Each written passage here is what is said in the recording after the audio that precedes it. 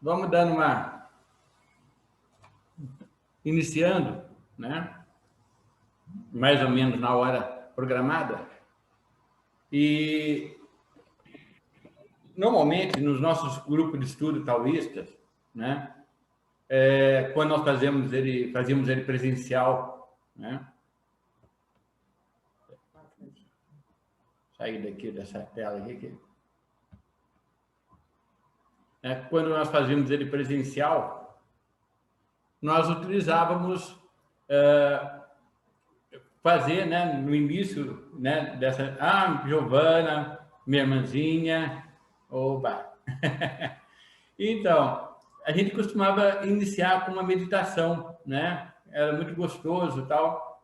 Mas como eu ainda estou um pouco ainda meio... ainda não totalmente à vontade, né, com essa coisa online, né? Ao invés da gente programar uma meditação, eu programei passar para vocês um texto taoísta, que é a sabedoria do silêncio interno, antes da gente iniciar a discussão do capítulo 60. Tá?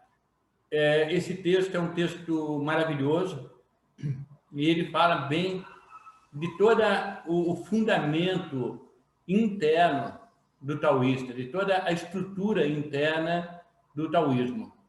Então, eu preparei para compartilhar com vocês, né? Quem sabe podemos até, numa próxima oportunidade, a gente fazer um debate sobre ele, né? Que é um texto muito interessante. Hoje apenas vou fazer uma demonstração, vou falar dele, e depois, logo em seguida, a gente vai entrar, então, no capítulo 60 do Tao Te Ching. Quando eu resolvi fazer, né, essa reuniãozinha com vocês, a Rita e eu resolvemos escolher um capítulo. Não, nós vamos escolher um capítulo. E a melhor maneira de escolher alguma coisa é no acaso. O acaso, ele é, como a gente diz, né, o dedo do universo apontando a direção que nós devemos seguir. Né? Então, o acaso tem essa função muito maravilhosa.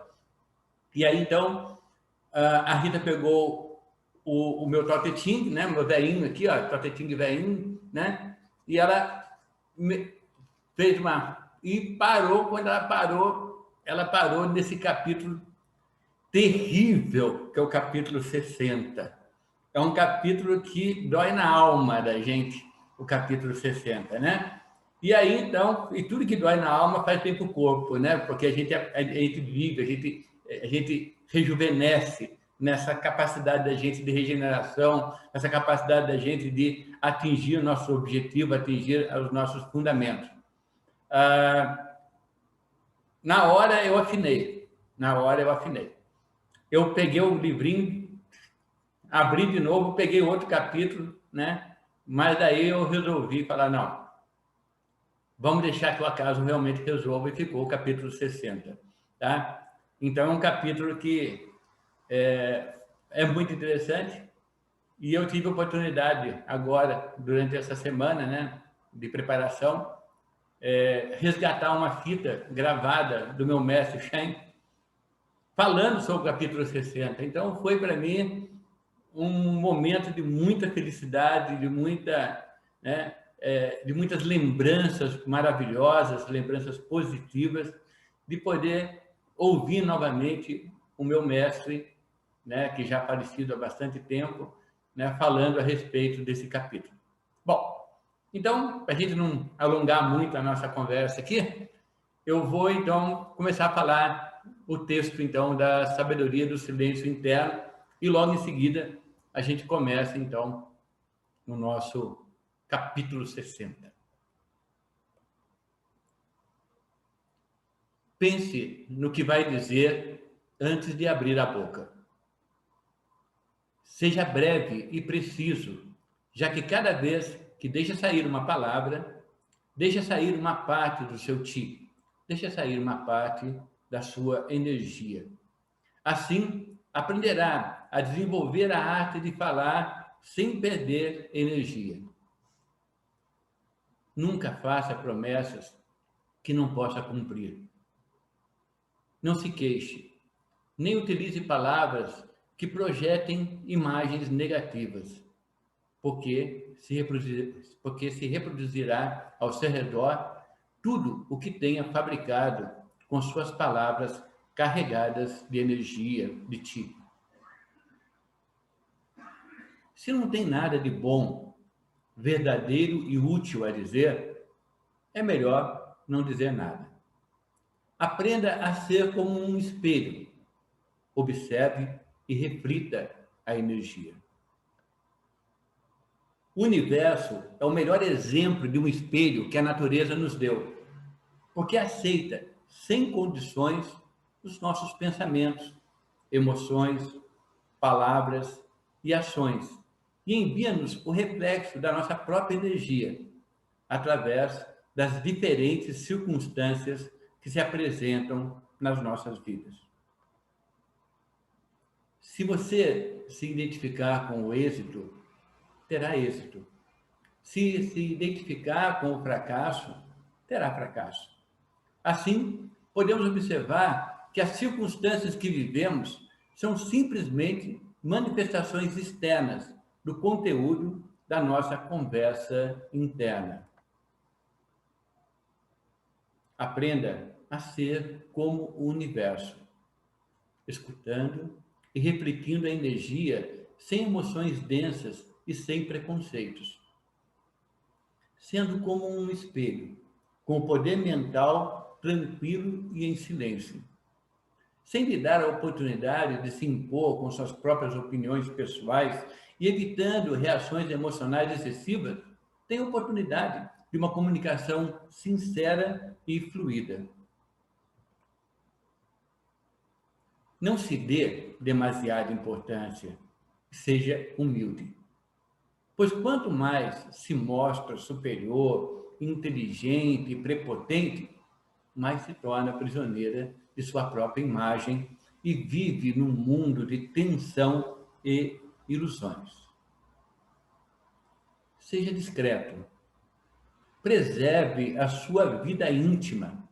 Dessa forma, libertar-se-á da opinião dos outros e terá uma vida tranquila, benevolente, invisível, misteriosa, indefinível, insondável como o tal. Não entre em competição com os demais. A terra que nos nutre nos dá o necessário. Ajude o próximo a perceber as suas próprias virtudes e qualidades, a brilhar. O espírito competitivo faz com que o ego cresça e, inevitavelmente, crie conflitos. Tenha confiança em si mesmo. Preserve a sua paz interior, evitando entrar na provação e nas trapaças dos outros. Não se comprometa facilmente, agindo de maneira precipitada sem ter consciência profunda da situação. Tenha um momento de silêncio interno para considerar tudo o que se apresenta. E só então tome uma decisão. Assim, desenvolverá confiança em si mesmo e a sabedoria.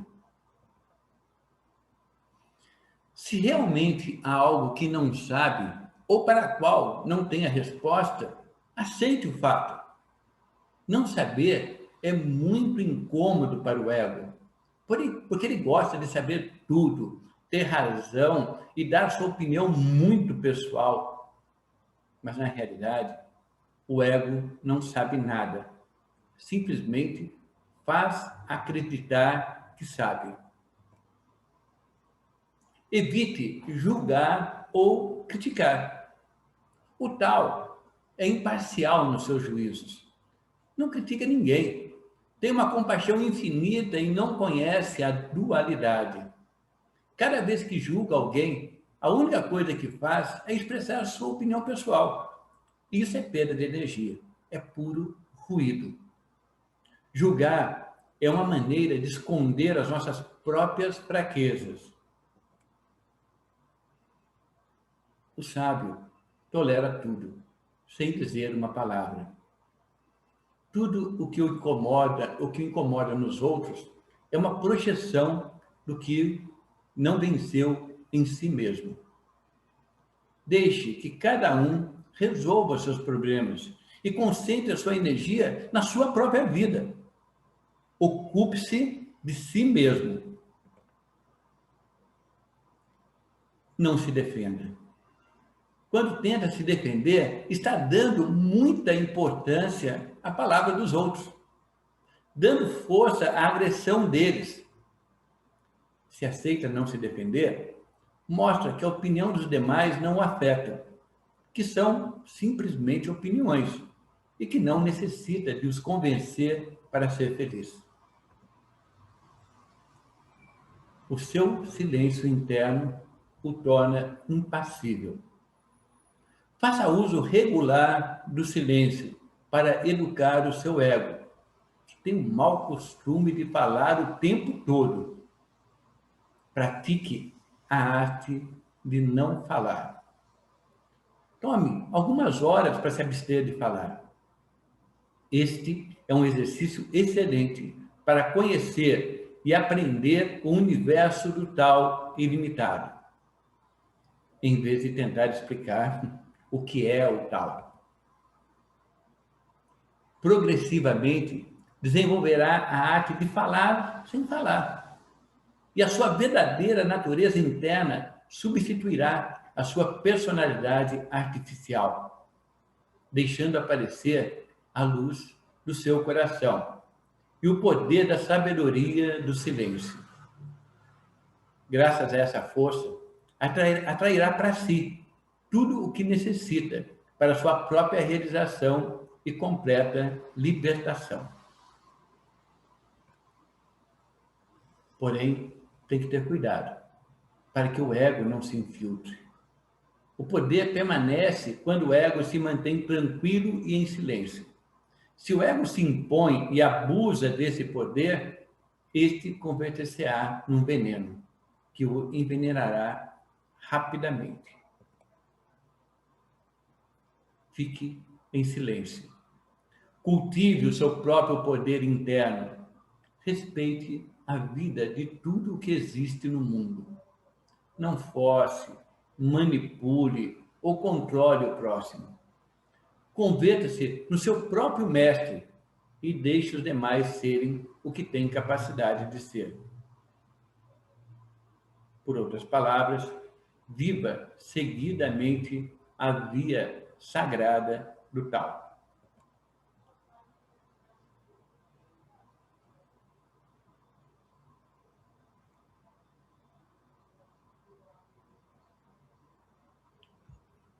Esse texto é um texto bem antigo, um texto muito bonito, que fala um pouco, né, da forma como o taoísmo, né, desenvolve. É claro que a gente é uma batalha constante, né? Nós constantemente estamos tentando se aproximar dessas verdades, dessas estruturas, tá? Mas dentro do possível, da maneira do possível, utilizando sempre aquela velha imagem, né?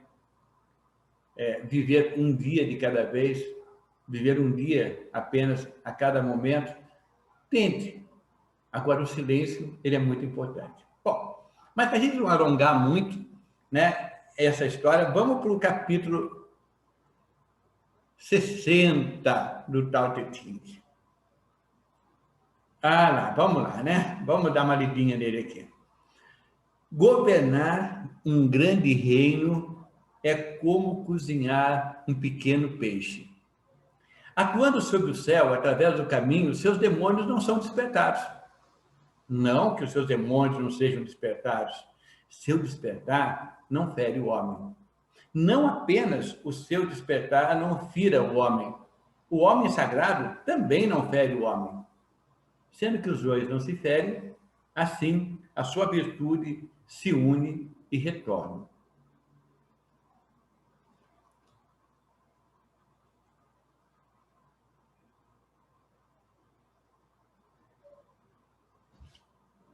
Governar um grande reino é como cozinhar um pequeno peixe.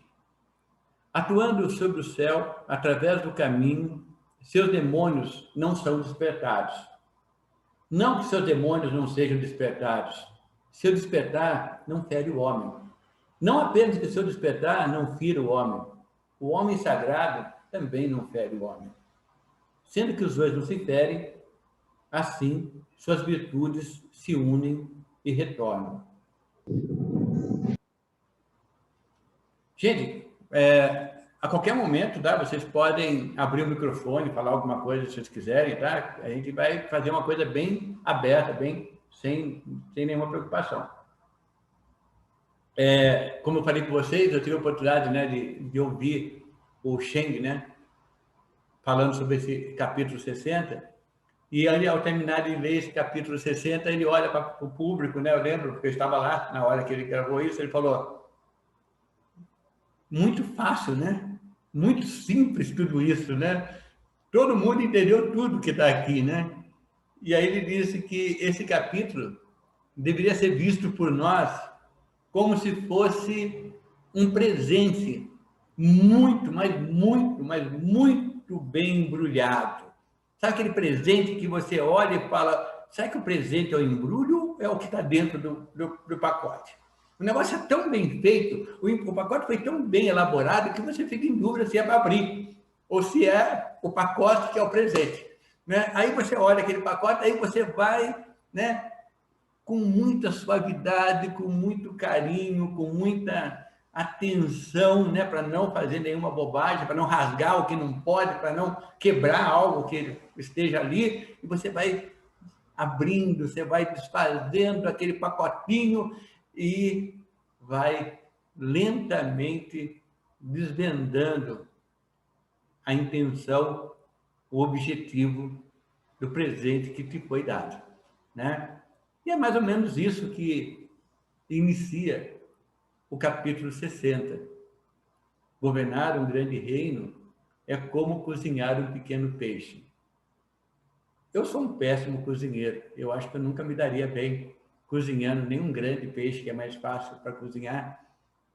Mas dizem os bons cozinheiros que cozinhar um pequeno peixe exige muita perícia, exige muito cuidado, porque de todas as carnes, né, que existem, a carne do peixe é a mais delicada, é a carne mais, pelo menos um peixe pequeno, ela, se você colocar muita água, ela se desfaz, ela vira alguma coisa. Então, você tem que ter muito cuidado, muita atenção para poder cozinhar um pequeno peixe.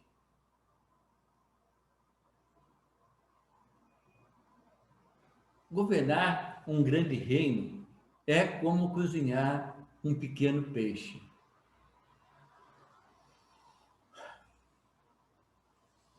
O que seria reino, né? O reino pode ser um grande país como o nosso, pode ser uma grande organização, um grande reino, ele pode ser o nosso corpo. Um grande reino pode ser a nossa mente. Um grande reino pode ser a nossa espiritualidade.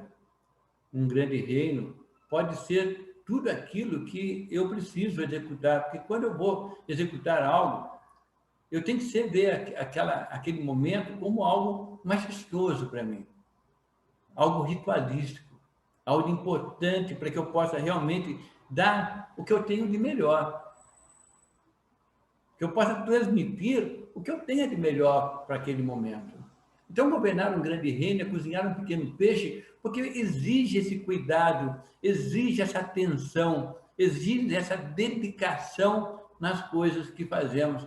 Não podemos precipitar as coisas, não podemos correr, né? Não podemos querer meter os pés pelas mãos, né? Muitas vezes a gente fica naquela ansiedade de querer resolver, né? A pessoa, por exemplo, que está num caminho espiritual, por exemplo, ela quer, ela quer fazer um monte de coisa, aí ela medita com uma intensidade, com uma falta de maturidade, com uma falta de serenidade tão grande, porque ela quer atingir um objetivo, ela quer alcançar algo majestoso. ela está meditando, ela está nos primeiros dias da meditação, logo em seguida, quando ela sai da meditação, ela já pergunta para as pessoas que encontra na rua, olha, eu estou meditando, você percebeu que eu mudei? Né? Então, nem deu tempo ainda das coisas se materializarem dentro dela e ela já está numa situação onde ela se sente totalmente, né, naquela ânsia de poder concretizar. Ou quando a gente inicia um projeto, a gente já quer que aquele projeto traga para a gente os resultados imediatos, né? Já traga tudo. E a coisa tem que ser gradativa. A coisa precisa ser bem saboreada, né? Bem sintetizada dentro de nós. Então, quando você vai executar um projeto, quando você vai executar alguma coisa na sua vida, você vai aprender, né, uma coisa nova, você está estudando algo, tenha paciência, né? Tenha perseverança, tenha serenidade, que são os atributos do tal, para que você possa realmente absorver a essência de tudo aquilo que está sendo passado e não você querer dar respostas antes das respostas estarem maduras dentro de você. Porque hoje em dia, todo mundo quer ter respostas, mas poucas pessoas querem vivenciar o aprendizado, vivenciar o seu dia a dia, vivenciar o conhecimento de uma forma bem, vamos dizer assim, bem ostensiva, né? Bem assim,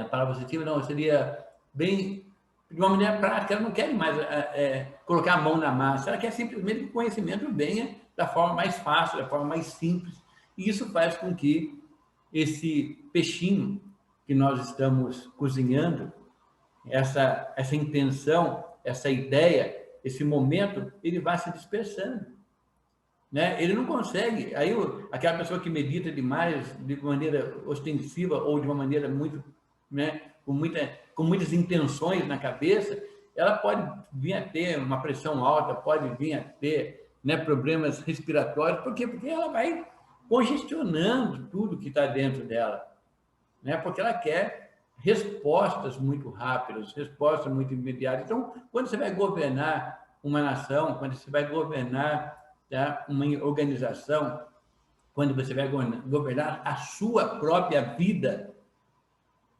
você tem que pensar que você está cozinhando um pequeno peixe. E que todo cuidado, toda atenção, todo carinho tem que ser voltado para esse momento. Aí, na segunda parte do texto, o Lao Tzu nos diz o seguinte: atuando sob o céu através do caminho.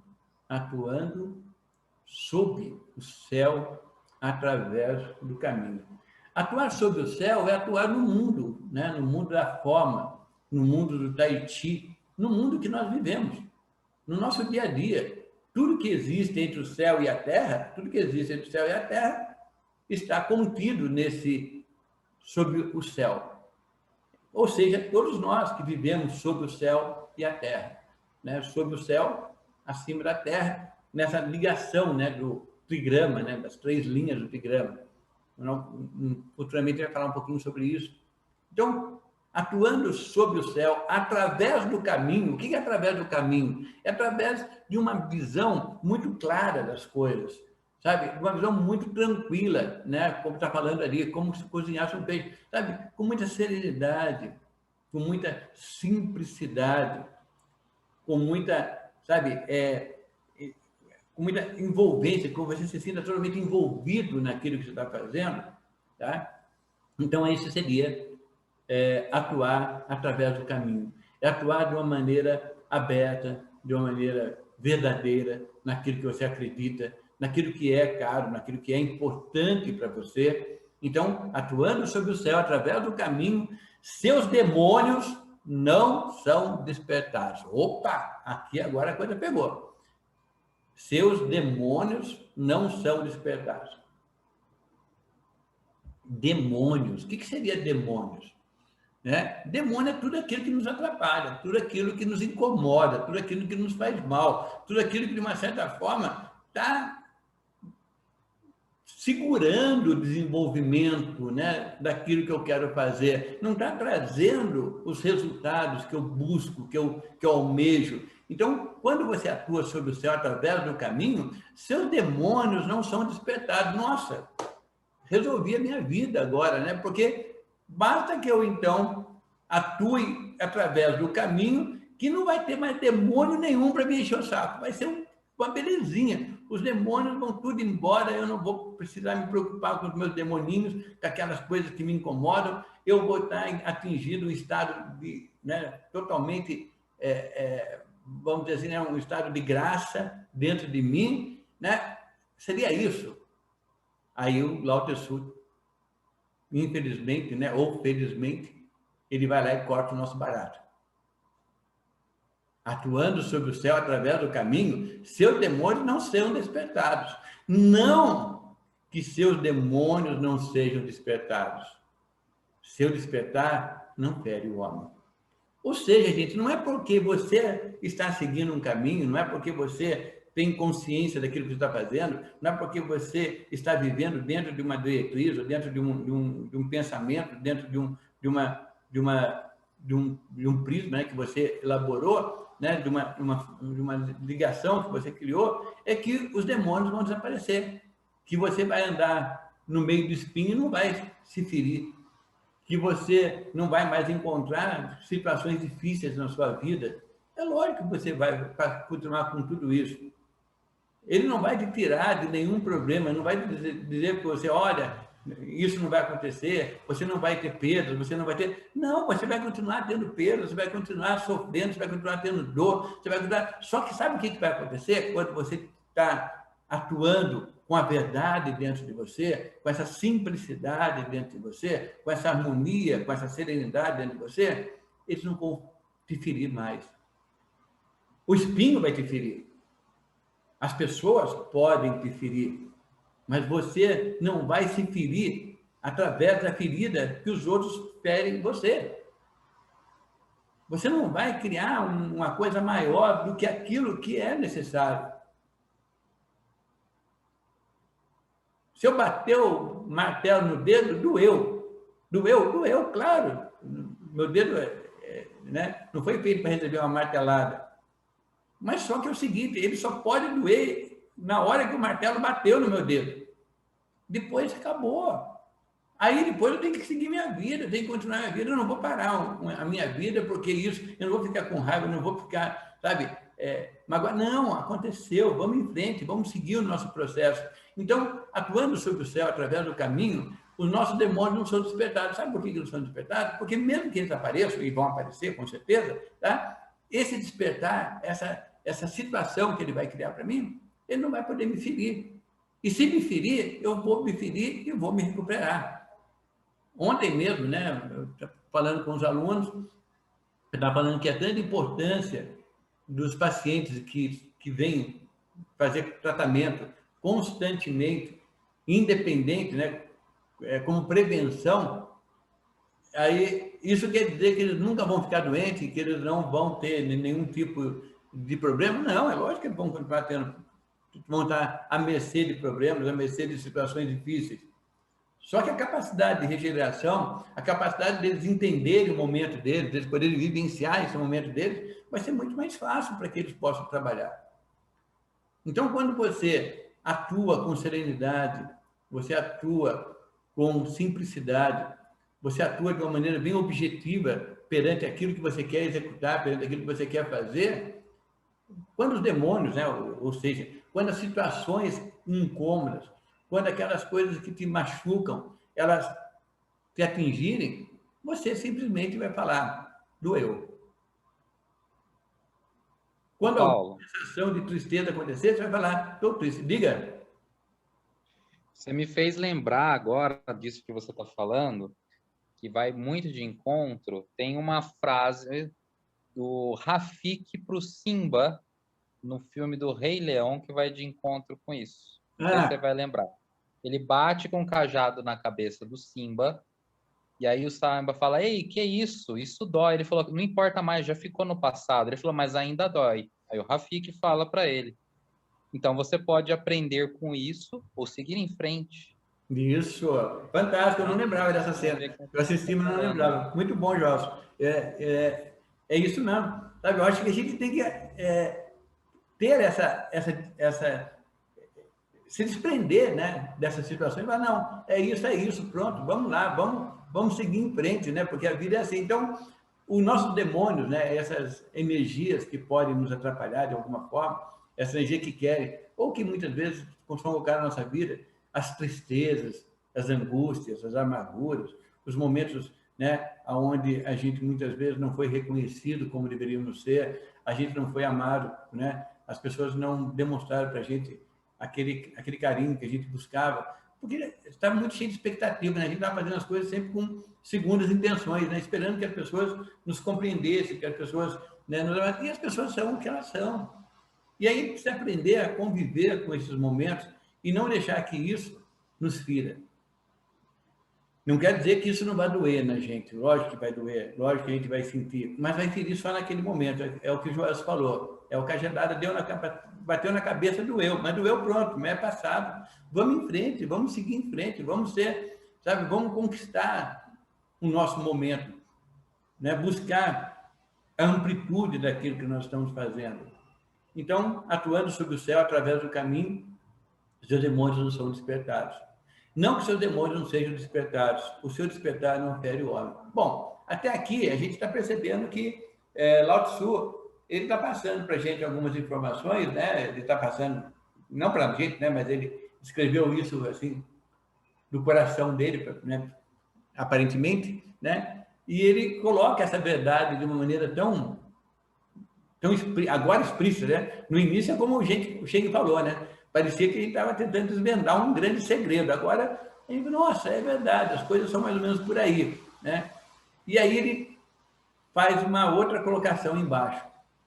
Não apenas o seu despertar não fira o homem. O homem sagrado também não fere o homem. Opa, o que ele quis dizer com isso, né? Não apenas o seu despertar não fira o homem.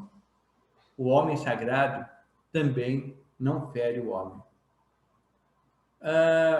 Muitas vezes, a pessoa que ela busca, né?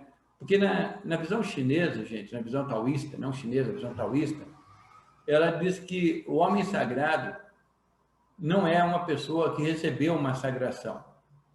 Não é uma pessoa que, pelos seus feitos ou pelas suas qualidades, né? Alguém ou algo, ou uma entidade, ou uma divindade, chegou para ele e diz, você é um ser sagrado. Ou seja, alguém que o sagrou. Tá? Não. O homem sagrado, dentro do taoísmo, é a pessoa que busca a sua própria sagração. Que ela busca a sua própria verdade.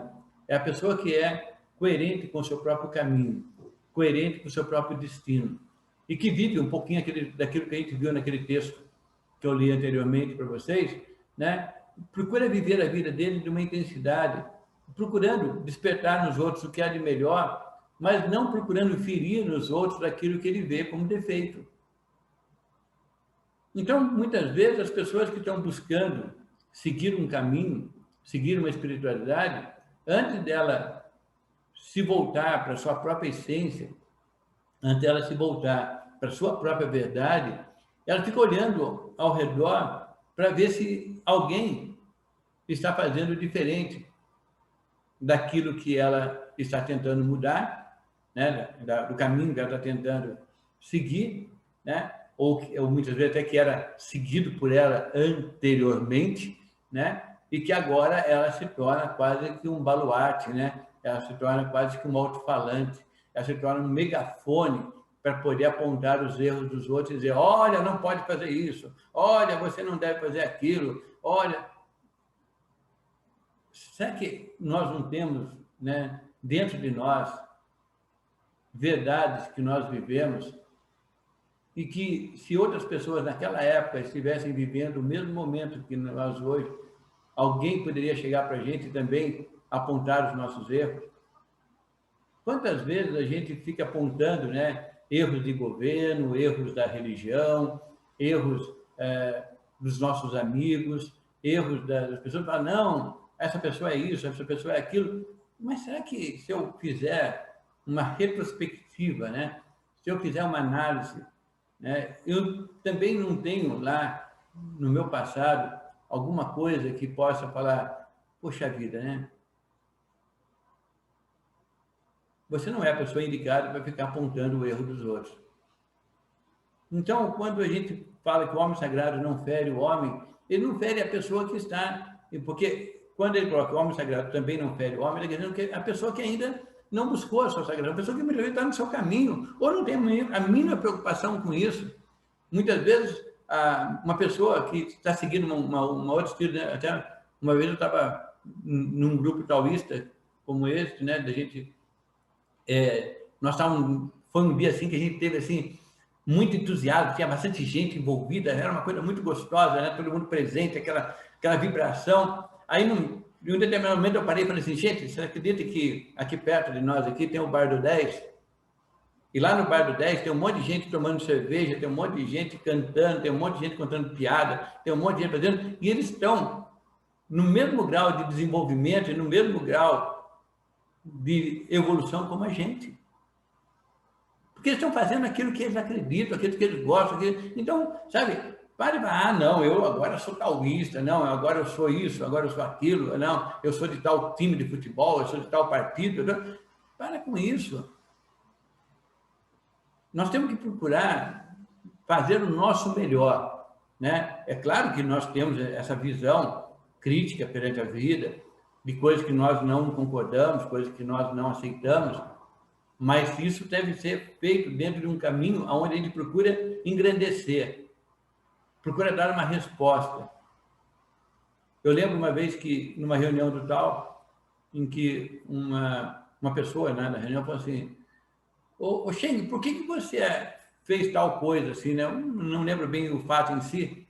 Aí o Sheng falou assim, como é que eu poderia fazer diferente? Aí a pessoa falou assim, eu não sei, mas você podia pensar em algo. Eu falei, não. Você já pensou em algo, então você me dá a resposta.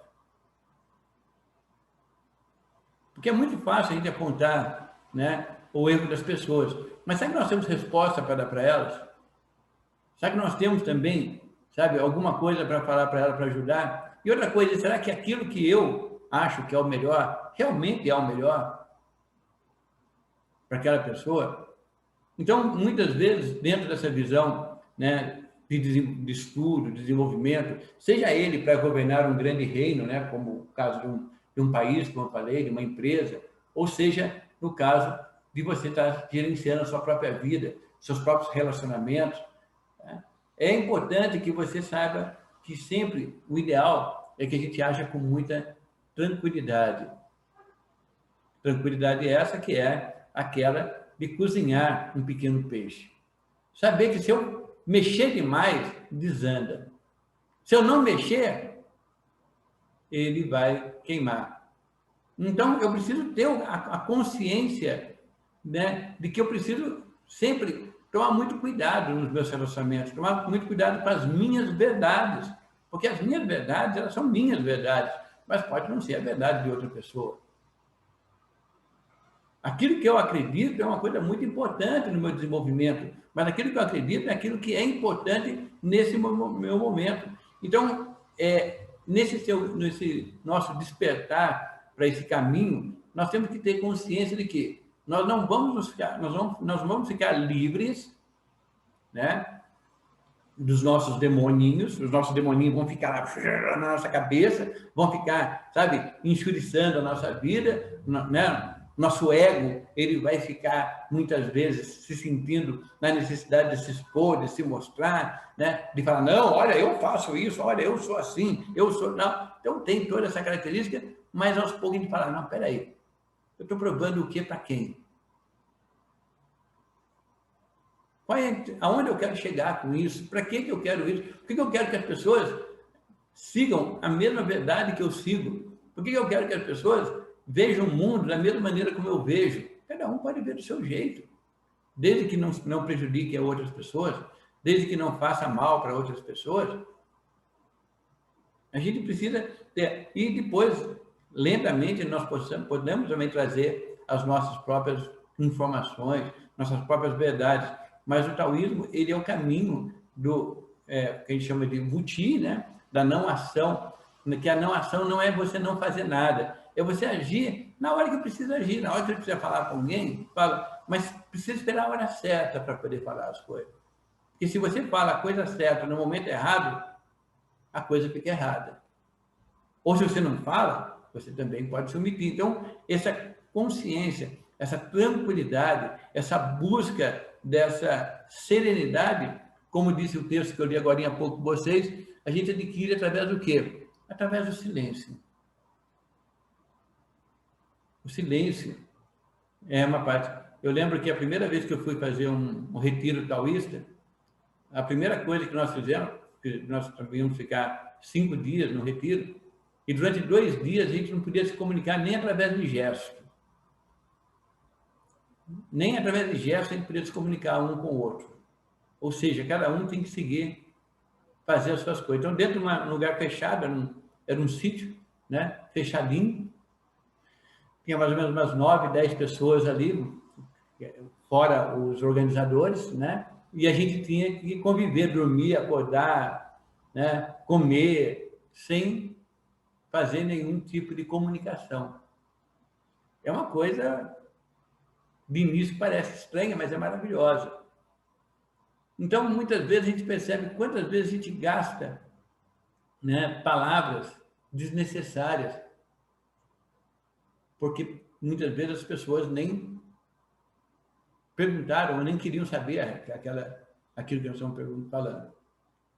Buscando sempre mostrar aquilo que nós sabemos, né? É aquela coisa, você só pode, o Shen falava muito isso para a gente, né? Você só pode atender alguém que queira ser atendido. Você só pode ensinar alguém que queira aprender. Não adianta eu querer ensinar uma pessoa que não queira aprender, que não seja o momento dela. Quantas vezes que a minha irmã, né, essa que está se abanando aí, né, quantas vezes a minha irmã, ela tentou, né, me levar para fazer um curso de pirâmides maravilhoso que tinha lá na maçonaria. E eu falava, não, eu não vou, porque não sei o quê, porque não era no momento. E ela entendeu isso, ela ficou na dela, ela foi lá, fez o curso, fez as coisas dela, foi muito maravilhoso. E aí, muito tempo depois, anos depois, né? Porque eu sempre sou um pouquinho mais atrasado, né? Anos depois, eu falei, nossa, não sei, que falta fez aquele curso que você me indicou. Mas naquele momento não era o meu momento. Naquele momento não era o meu instante. Ela me ofereceu, obviamente, né? Porque era uma coisa que eu não sabia da existência, mas que eu não pude fazer, não pude aproveitar naquele momento. Mas que foi maravilhoso, porque muita coisa que ela aprendeu, depois eu pude também compartilhar de algumas coisas, né? Então foi muito bom. Então, essa visão da gente procurar trabalhar os nossos demônios, trabalhar as nossas verdades, trabalhar a nossa... É isso. E aí, no finalzinho, o Lao Tzu fala o seguinte, sendo que os dois não se ferem, assim suas virtudes se unem e retornam. Gente, nós nunca vamos ter no mundo, tá?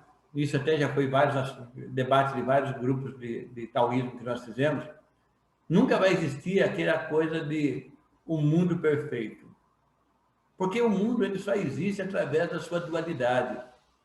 E a dualidade, né, até que na visão chinesa é vista pelo yin e o yang, né, o claro e o escuro, o quente e o frio, o alto e o baixo, né? As polaridades da vida, né? Todas essas energias polares, eles convivem em harmonia. E por eles conviverem em harmonia, apesar de serem duas forças, duas energias antagônicas, duas energias com características muito próprias, elas são complementares.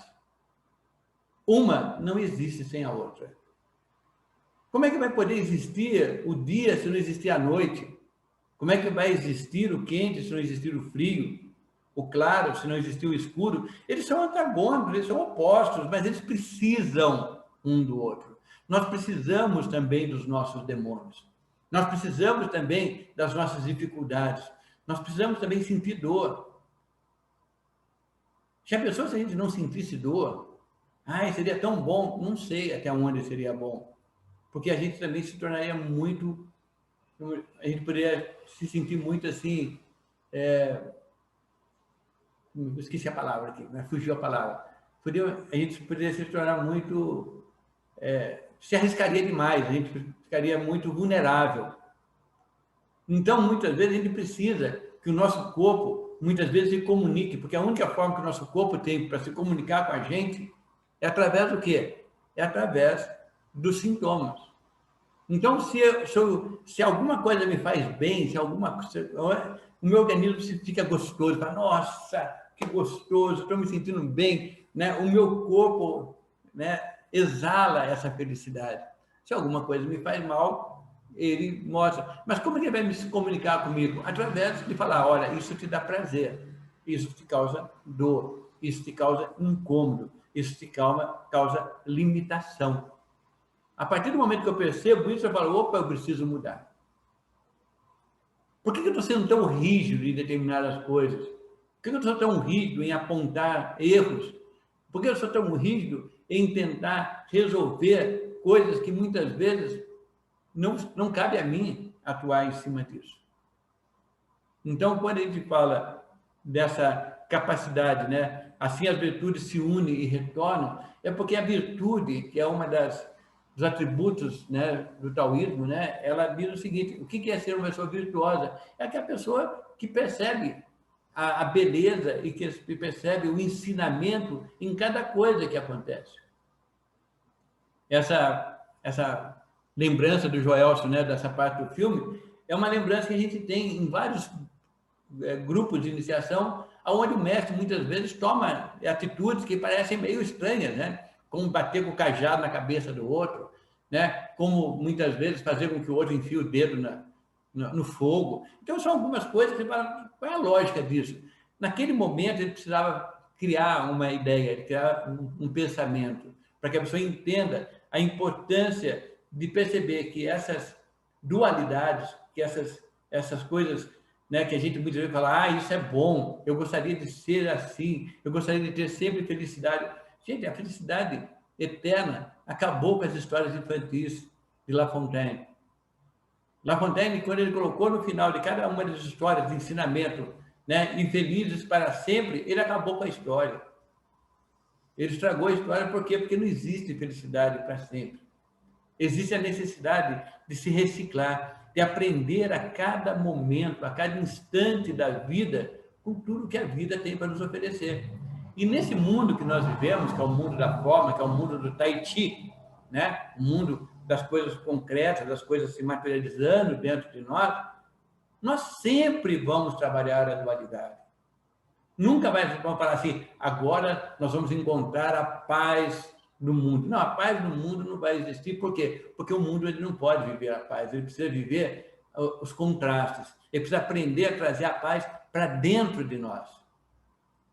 Eu preciso estar em paz, vocês precisam estar em paz, eu preciso estar sereno, vocês precisam estar serenos. E o mundo vai seguindo assim. Mas sempre vai encontrar pessoas, vamos encontrar pessoas com características diferentes, com formas diferentes de pensar, com formas diferentes de ver o mundo, com formas diferentes. E é isso que vai fazer com que a gente cresça. São as diferenças, muitas vezes, as contradições, os contraditórios, é que faz com que a gente, muitas vezes, evolua. A humanidade chegou nesse estágio de evolução que ela chegou, e também chegou nesse estágio de destruição que ela chegou, graças a pessoas que não se conformaram em viver em cima de um processo, né, já pré-determinado. Elas superaram, elas conseguiram transcender essas ideias. Então, sempre dentro da visão taoísta, né, nós vamos estar vivendo um momento dentro de nós onde a gente precisa aprender a conviver com essas oscilações. E essa verdade, essa importância do aprendizado, aonde a pessoa ela tem que saber que o conhecimento ele só é verdadeiro, o conhecimento ele só é pleno, o conhecimento só é integrado na minha essência a partir do momento em que eu vivencio ele. A partir do momento em que eu não apenas estudo, apenas elaboro, apenas planifico, apenas estruturo. Não, eu preciso vivenciar, eu preciso colocar a mão na massa, eu preciso vivenciar, eu preciso receber um não, eu preciso receber um sim, eu preciso receber das pessoas tudo que elas têm para me oferecer. Nem sempre vão ser coisas que vão me agradar, mas eu vou aprender com isso. Então, essa necessidade, essa busca da gente procurar, né, caminhos mais fáceis, caminhos mais rápidos, né, para o conhecimento. Quantas pessoas viram para a gente, né, tanto para mim quanto para a Rita, minha sócia lá no Contato, nos nossos cursos de acupuntura, nossos cursos de massoterapia, né, estamos agora iniciando 2 agora no mês de março, e as pessoas ficam assim, mas olha, quando é que eu começo a trabalhar? Eu falo, quando você conseguir vivenciar. Pode ser 1 mês, pode ser 2 meses, pode ser 3 meses, pode ser 4 meses, ou pode fazer um curso de 25 meses e você não vivenciar o curso. Você precisa colocar isso no seu dia a dia. Então, é importante, quando a pessoa faz uma coisa, falar até onde eu estou preparado para poder me entregar naquilo que eu estou fazendo, de corpo e alma, naquilo que eu estou fazendo, naquilo que eu estou desenvolvendo. Então, é importante as pessoas perceberem que essa capacidade da gente de poder enfrentar esses nossos demônios, para que eles não nos firam, é muito simples. Basta que eu respeite e saiba que eles são importantes, que eles são necessários. Se doeu, doeu. Eu não vou fingir que não doeu. Se magoou, magoou. Eu não vou fingir que magoou. Mas não vou deixar que aquilo fique me magoando a vida inteira. Eu não vou ficar que isso fique doendo a vida inteira dentro de mim. Eu vou procurar fazer eu vou direcionar para não. O que eu posso fazer a partir disso e graças a isso? Graças a esse momento eu vou poder aprender mais.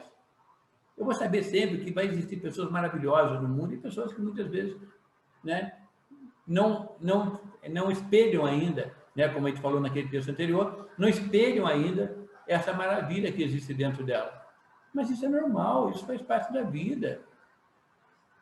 Então, a busca desse texto, capítulo 60, né, é exatamente essa capacidade da gente perceber que nós, quando nós buscamos atuar através do caminho, como diz a segunda estrofe, nós vamos sim fazer com que os nossos demônios não se despertem com facilidade. Mas não quer dizer que eles não existam, eles vão continuar existindo, eles vão continuar me incomodando, né? Mas eu não vou me sentir tão atingido, eles não vão conseguir mais me ferir. Porque esse despertar não vai ferir mais a mim. Eu vou sentir dor, eu vou sentir, mas o ferir aí é ferir a minha alma, ferir o meu espírito, ferir a minha essência, ferir aquilo que é mais importante, a minha crença na minha própria essência, na minha própria verdade interior.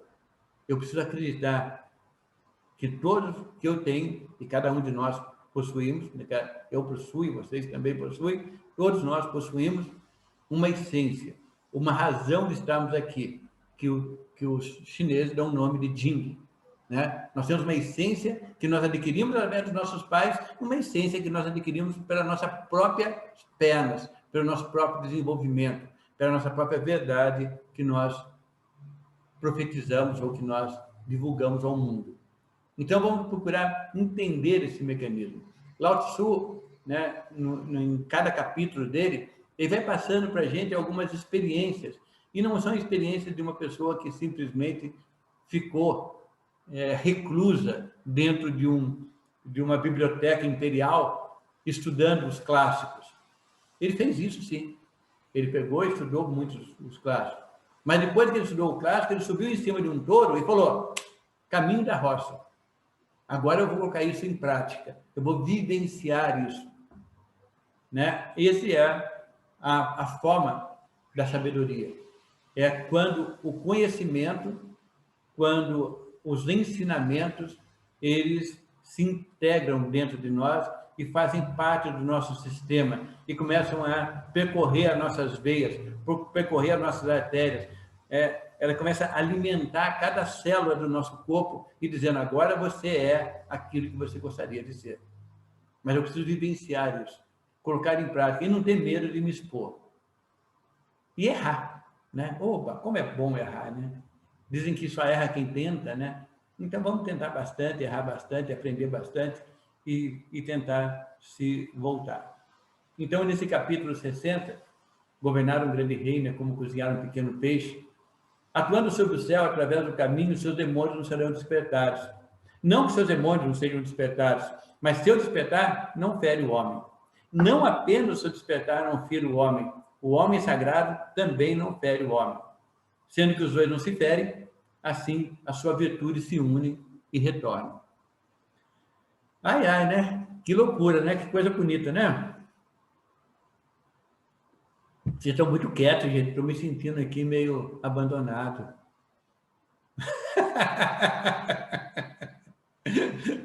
Não estou ouvindo. Joelson, fala alguma coisa, Joelson. Você abriu o microfone aí, Joelson. Fala, meu filho. Eu falo. Dentro dessa lógica também que você estava falando, embora eu tenha feito aquela contribuição, você me fez lembrar de uns passos aqui a partir desse capítulo 60. Você já deve ter ouvido falar de Reinhold Ben-Hur, que ele é responsável pelaquela... Bom, é atribuído a ele, ele reivindica isso, a tal da oração da serenidade. Sim. Mas ela, na verdade, é baseada em cima de uma frase de Boécio, um filósofo grego, e ele diz o seguinte, né? Quando ele é um grande influenciador do realismo americano, e ele, na oração dele, embora ele fosse teólogo, né? Quando ele diz, ele fala, Senhor, dai-me serenidade para as coisas que eu não posso mudar, coragem para as coisas que eu posso mudar, e sabedoria para saber definir uma da outra. Exatamente. Essa é linda, Que é a famosa... Depois ela recebeu esse nome, né? Embora ela esteja nas bocas do filósofo, né? E o Reinhold transforma ela em oração. Mas é interessante, né? Dentro desse processo da observação que você trouxe aí para gente, e do silêncio, né? Como um caminho para se encontrar e conseguir observar no outro passos de mudança a qual eu posso apontar quando sou consultado, né?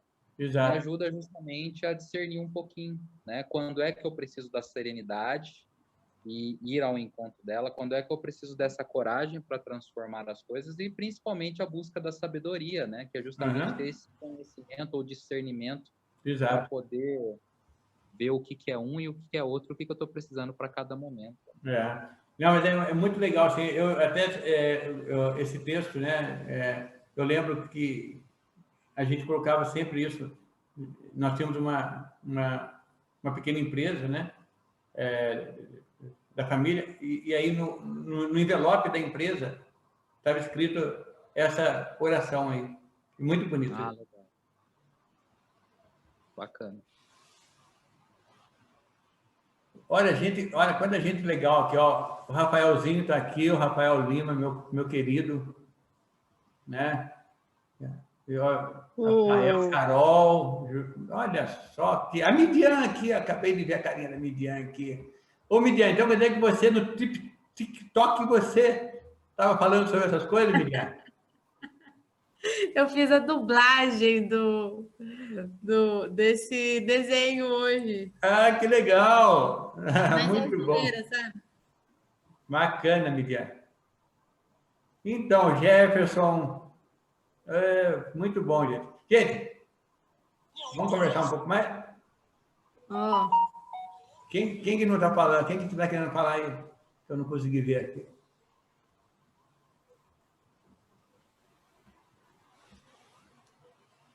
Rita, fala alguma coisa, Rita. Ó, a Rita. Então, eu só estou aqui ouvindo, quietinha. A Rita se arrumou. Eu arrumada? Olha só, gente. Eu estou de eu arrumada. Muito bom. Tá toda eu achei interessante o Joelson, o que o Joelson falou, esse texto do Reinhold Niebuhr, uma coisa assim, eu não sei pronunciar o nome do rapaz. que ele escreveu esse texto, que até está numa das apostilas de tarô, que fala que Deus me dê a serenidade para aceitar as coisas que não posso mudar, coragem para mudar o que puder e sabedoria para distinguir uma coisa da outra. É um texto que cabe bem também dentro desse... Tem mesmo, na apostila isso aí, sabe? Tem, na apostila de tarô. Na apostila de tarô, é verdade, Rita, eu não lembrava. Antes da introdução. É bem legal porque ele cabe, é um texto que cabe bem dentro desse...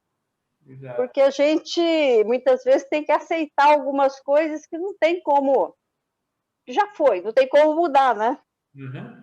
Mas aceitar o que não pode mudar, mas também ter coragem para mudar, né? O que puder. Exato. Legal, né? E sabedoria para distinguir essa mudança. Logo que for possível, a gente voltar a fazer isso lá na clínica, com todo mundo presente. A gente poder compartilhar com todo mundo, depois sair, tomar aquele café gostoso, conversarmos, poder nos abraçar de novo. Morrendo de saudade da minha irmã, da minha sobrinha querida, né? Dos meus amigos. O Rafael, tem 2 Rafael aí, o Rafael Lima também está aí, Rafael... Eu nos 2, Paulo, sou eu. No celular. Vale por 2, esse Rafael vale por 2, esse menino... Viu?